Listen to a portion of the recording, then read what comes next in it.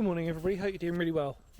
Today we are in Warwickshire, and if you hadn't guessed, we're off to do another bombing decoy. Now if you're not familiar with these on my channel, feel free to just type in bombing decoy on my channel, there's loads of them. But today we're doing one in Warwickshire, so come along with me, let's go explore it, come on.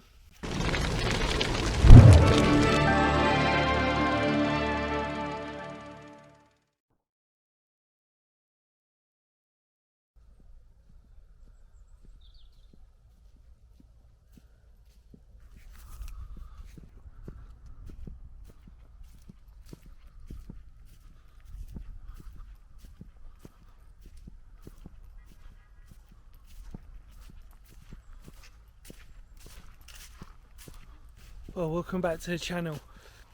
What a strange bombing decoy this is, look at this. It's been completely gutted. I've never seen one like this before, where it's literally been taken out. Excuse me, my throat's going a little bit. So we're at Wibtoft, I think is the pronunciation of it, which was the bombing decoy control centre, which is what you're looking at. Oh my god, look, the escape hatch. Wow. And this was built in 1940, and it was a Q type, which meant that it was a nighttime decoy. And obviously you would have had out in these fields systems of lights to obviously simulate airfields and such. What? There's some sheep over there, I do apologise, there's only a tiny amount of them. And this was part to divert from RAF Bramcot, I think is the pronunciation of it.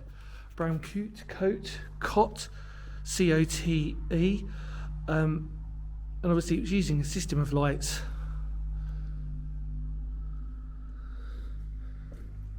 And this is it. How amazing. But I've never seen anything like this where it's just completely gutted. So really there should have been two separate sections. Well, I'm assuming so. That's the entrance there, or what was formerly the entrance.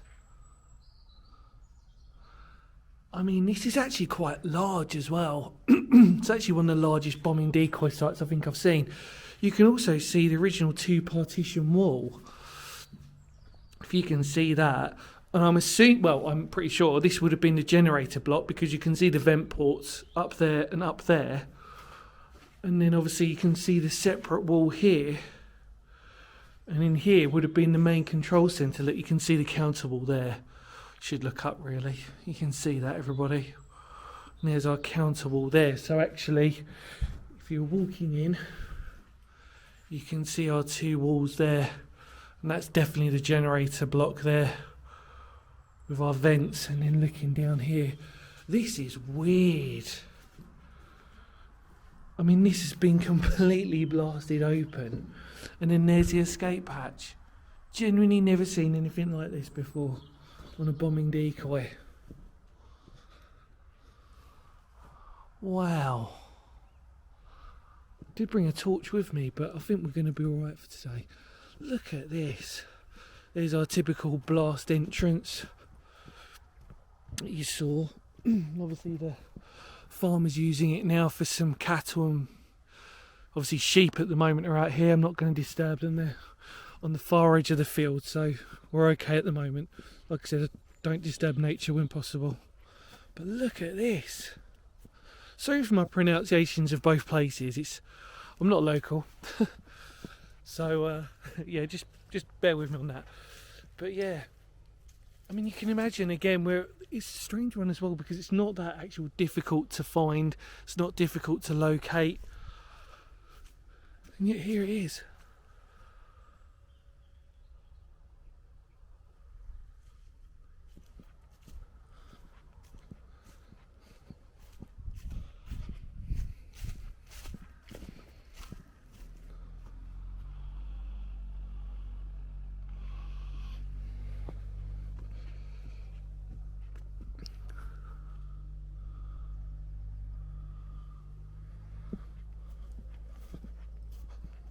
Wow. Incredible piece of World War II history.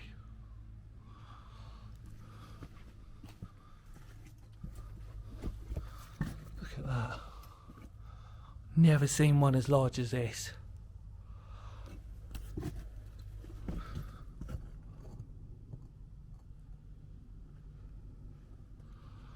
Look at that though, you can imagine the simulation of the fires for the airfield. Obviously in hope that they could divert the bombs from the RAF site. And obviously this being the main command centre. I mean, that's massive. I mean, that is absolutely huge. I mean, we've talked about these before and you've seen them all in different sizes, but I don't recall one being as large as this. Not off the top of my head. And it might have the illusion that because it is so hollowed out, that it probably looks bigger than it probably would have been, if that makes sense, because of actually how hollowed it is. You can see that I'm pretty sure the farmer's done this, obviously as protection for the sheep, for them to come in, but obviously Christ, look at all the bricks. That is so crazy, this one.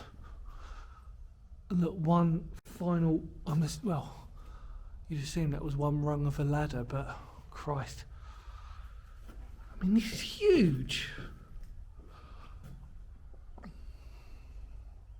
There's another vent there which makes me think maybe if they had a couple of generators, but normally in decoy sites they were split into two separate rooms, just obviously for sound as well, so that would be got to be the vent there to obviously put in the petroleum and obviously to help simulate the fires that would have been here, and obviously being at night time, so obviously meaning that this would have been a Q type. We've spoken about all these before, and obviously today I felt there shouldn't really be the need to have a history lesson. If you want to go back and have a proper understanding of decoy sites, feel free to go back and just check out any decoy sites and normally have a history lesson with them. But for today, I've pretty much given you all the history that you need to know, really. But it's nice that this one obviously had a date as well. I mean, most of them were pretty much built around 1940. I mean, fascinating. It's good because you get to see the actual workings of it as well, and to say that we're in in Warwickshire as well. Get to tick that off the list. Warwickshire doing a World War II decoy site. Pretty cool, isn't it? From a boy from Kent like me to come here just to do this. Brilliant though, absolutely brilliant. So worth the trip. Never seen something as large as that. I'm pretty sure I haven't. If I was sort of thinking from memory, that is definitely one of the largest ones I've seen. Like I said, that at night time. Being controlled by RAF Bomber Command. We're not obviously too far away from the originally RAF Bramcot Coot Cot COTE. Again, my pronunciation, I'm so terrible, I do apologise. But there we go. Wow. Well, we took a look inside. I talked about the history of it, and yeah, another decoy site ticked off the list. That's crazy. I'm just looking at it now, it's huge. I mean, everything in it is just in huge proportion.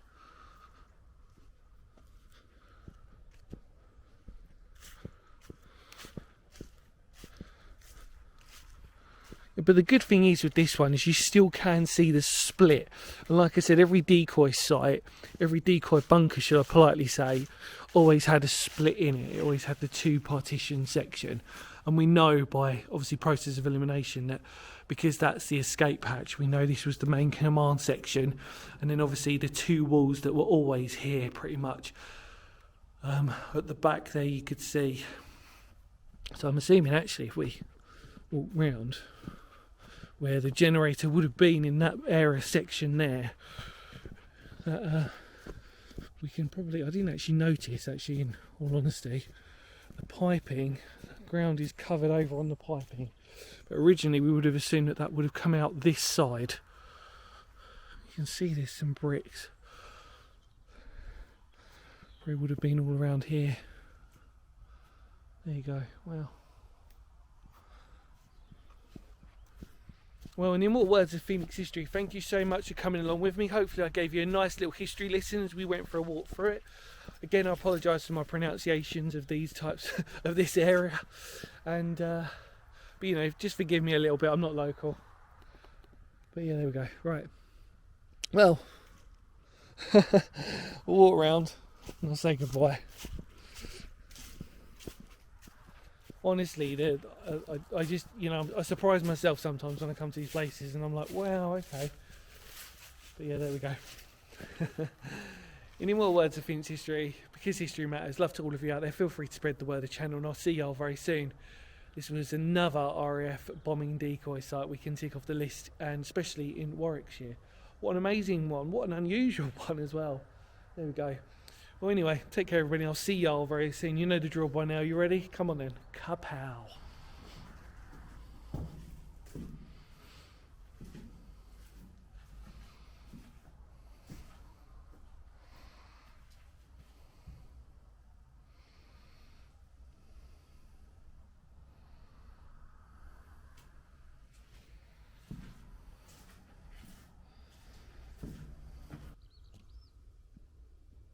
See ya.